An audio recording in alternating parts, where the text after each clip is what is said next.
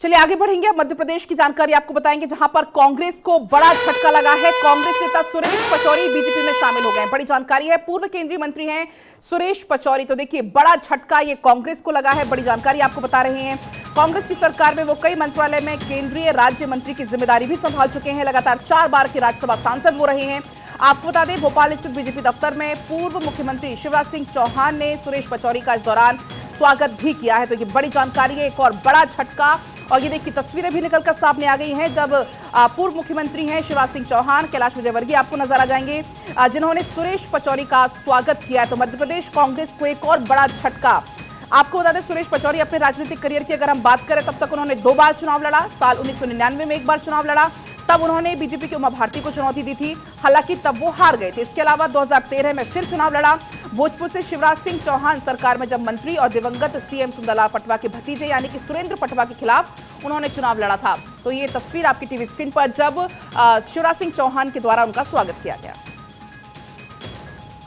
और ये तस्वीरें देखिए, स्वागत के दौरान की तस्वीरें हैं। कैलाश विजयवर्गीय भी आपको इन तस्वीरों में नजर आ जाएंगे। महात्मा गांधी जी ने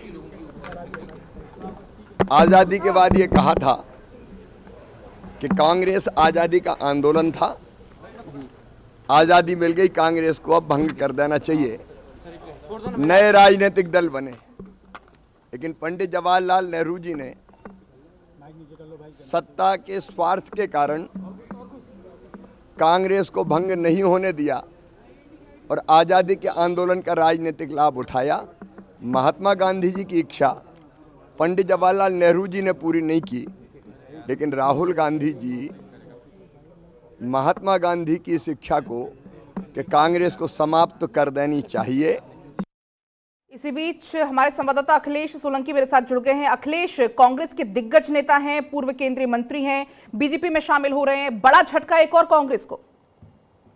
से पिछले 1 महीने से कमलनाथ के बीजेपी ज्वाइन करने की बातें चल रही थी, और इस बीच में सुरेश पचौरी का जिस तरह से विकेट बीजेपी ने गिराया है, इससे ये लगता है कि जो झटका देने की बात हो, जिस तरह से शिवराज सिंह चौहान को आप सुन भी रहे थे, कांग्रेस को खत्म करने की एक तरह से लाइन लेके चल रहे हैं राहुल गांधी, ये बातों में भी कही। तो कांग्रेस को झटका देंगे रणनीति थी, और सुरेश पचौरी पार्टी में भी साइडलाइन चल रहे थे। विधानसभा चुनाव के दौरान भी उनके मन मुताबिक टिकट नहीं दिए गए कुछ कैंडिडेट्स को। इसके बाद ये जो डेवलपमेंट है, ये मध्य प्रदेश की राजनीति, खासतौर से कांग्रेस की राजनीति के लिए एक जो धड़ा है वो अलग होने जैसा है। जी अखिलेश, जिस तरीके से चुनाव जैसे जैसे नजदीक आ रहे हैं, तो यूं कह सकते हैं कि कांग्रेस की जो मुश्किल है वो लगातार बढ़ती जा रही है, ना सिर्फ मध्य प्रदेश में, तमाम राज्यों की अगर बात करें, कुछ यही स्थिति बनी हुई है।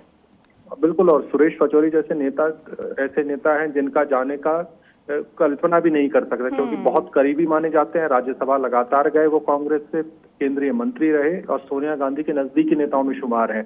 तो इसको हम ऐसे देख सकते हैं कि सोनिया गांधी के नजदीकी या राजीव गांधी के साथ जिन्होंने काम किया, वो तमाम नजदीकी लोग जो है धीरे धीरे पार्टी से दूर जा रहे हैं, और इसमें कहीं ना कहीं बड़ा कारण राहुल गांधी है। बहुत शुक्रिया अखिलेश आपका तमाम जानकारी के लिए।